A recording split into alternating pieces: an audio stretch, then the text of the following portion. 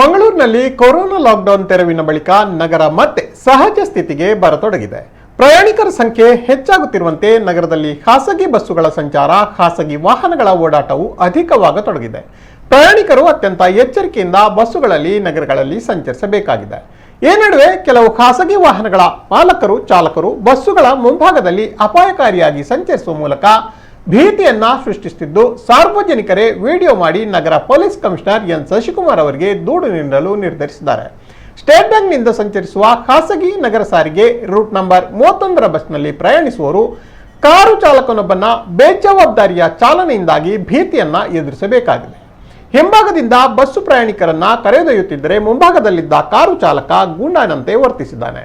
ಕಾರನ್ನ ಬಸ್ಸಿಗೆ ಸೈಡ್ ಕೊಡದೆ ಬ್ರೇಕ್ ಹಾಕುತ್ತಾ ಬಸ್ಸಿನಲ್ಲಿದ್ದ ಚಾಲಕನಿಗೆ, ಪ್ರಯಾಣಿಕರಿಗೆ ಭೀತಿ ಹುಟ್ಟಿಸುವಂತೆ ತೊಂದರೆಯನ್ನ ಕೊಟ್ಟಿದ್ದಾನೆ.